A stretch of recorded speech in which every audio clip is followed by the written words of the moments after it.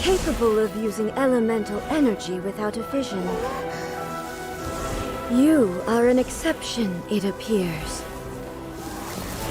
Exceptions, the enemy of eternity. Halo semua, selamat datang di Radio Lore Games. Di segmen ini, kita akan coba bahas kembali lore dari berbagai macam video games yang dirasa menarik. Perlu diingat, video ini akan berisi spoiler dari keseluruhan Archon Quest Chapter 2 dan sedikit spoiler dari Story Quest Imperatrix Umbrosa. You will be inlaid upon this statue.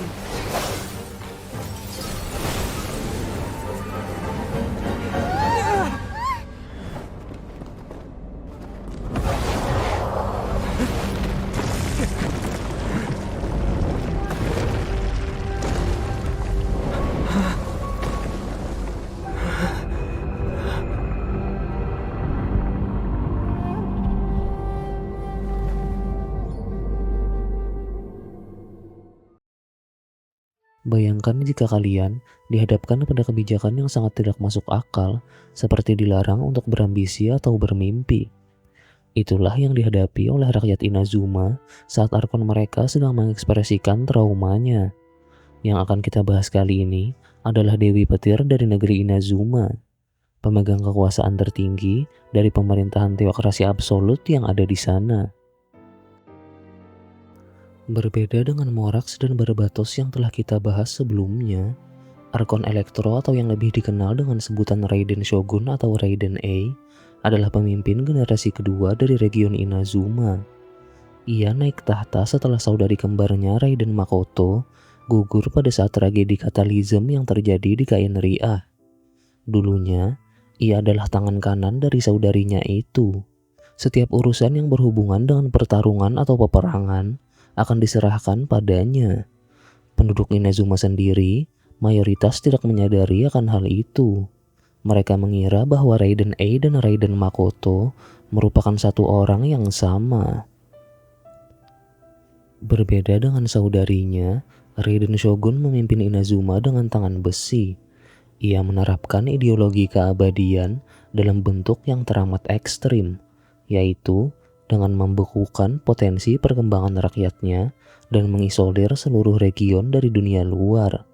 Hal itu dapat terlihat dari diterapkannya kebijakan dekret perburuan Vision dan dekret Sakoku. Dekret perburuan Vision adalah perintah untuk rakyat Inazuma agar mereka menyerahkan Vision yang mereka miliki. Jika mereka tidak menyerahkannya secara sukarela, maka Vision itu akan dirampas dari tangan mereka.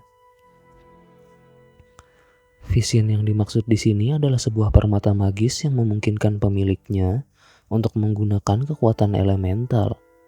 Biasanya, ia dianugerahkan oleh para Archon pada seseorang yang dianggap memiliki ambisi atau tekad yang kuat.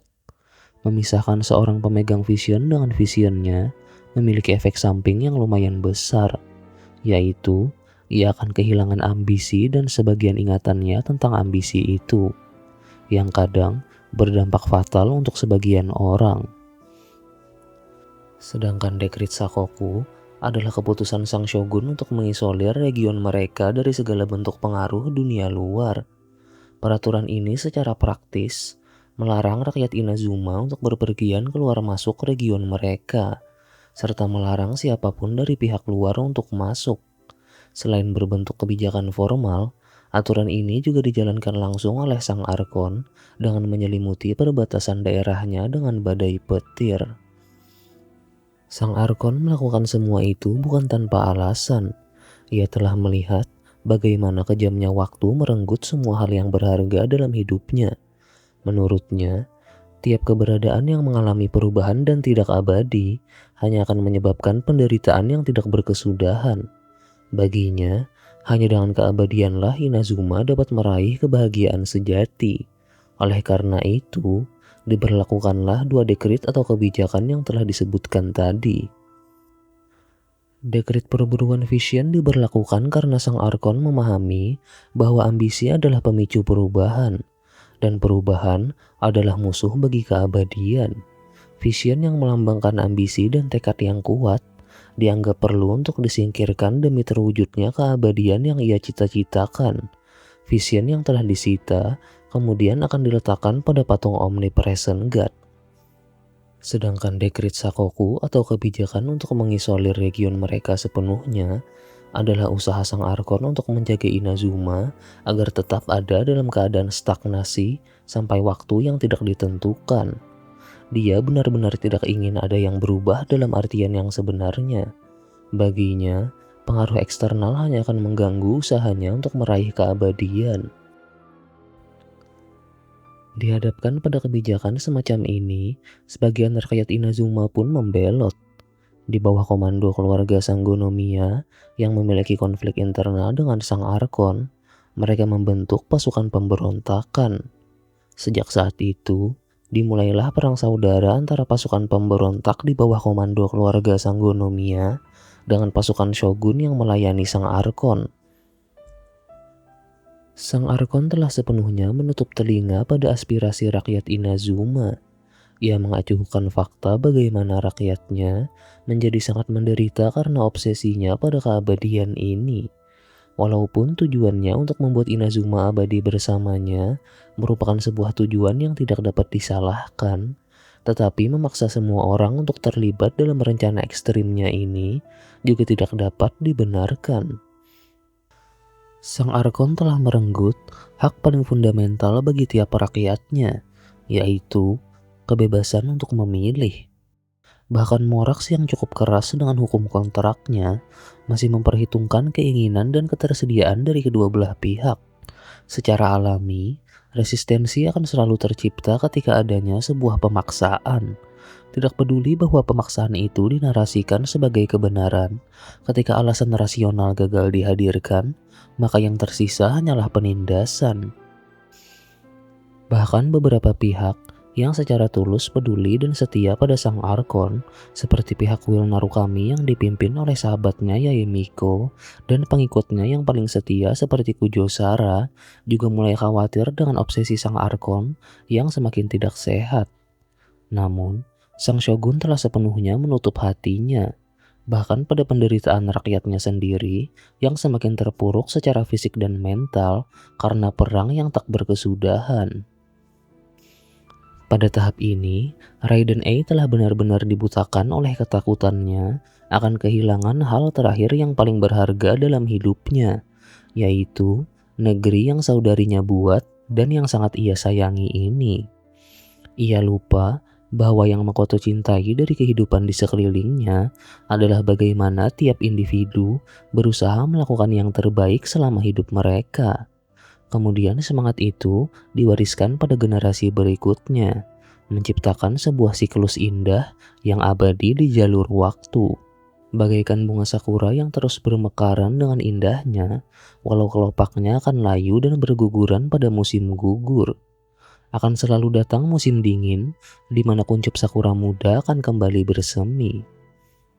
Beruntungnya, konflik ini dapat diakhiri saat Traveler atau kita sebagai player berhasil meyakinkan Raiden A melalui duel untuk mengoreksi ulang arah pemerintahan yang ia jalankan. Dalam prosesnya, kita dibantu oleh Yaemiko dan keluarga Kamisato yang mengondisikan pertemuan dengan Sang Shogun, serta tidak lupa dengan pasukan pemberontak yang berjuang di garis depan. Setelah berduel sengit dengan Sang Shogun, Traveler akhirnya mampu menyampaikan suara harapan dari seluruh penjuru Inazuma ke hadapan Arkon mereka. Pada akhirnya, Raiden A setuju untuk berdialog dan mempertimbangkan ulang pandangannya tentang keabadian. Singkat cerita, dekret perburuan Vision pun akhirnya dihapus, diikuti oleh dekret Sakoku yang kemudian ikut diangkat. Setelah diketahui bahwa beberapa aristokrat bekerja sama dengan Fatui untuk mendestabilisasi Inazuma demi kepentingan mereka.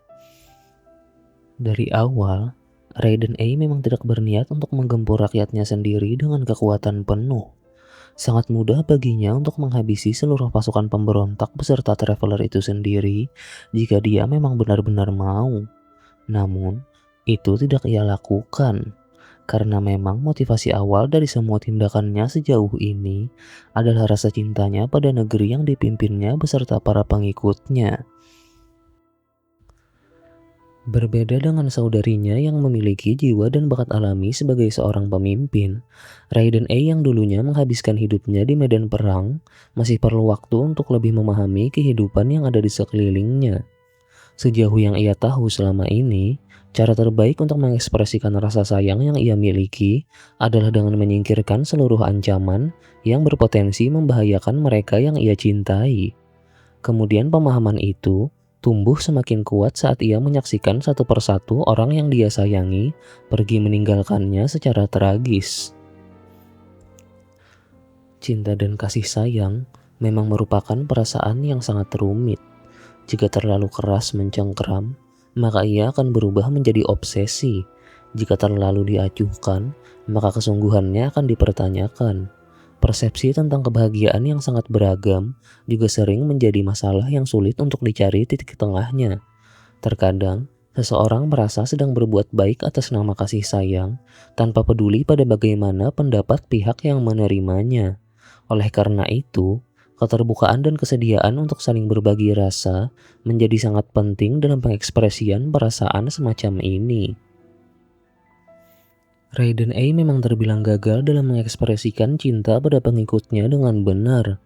Namun, ia dapat dengan cepat melakukan perbaikan dan membuat negeri yang dipimpinnya pulih dari keterpurukan.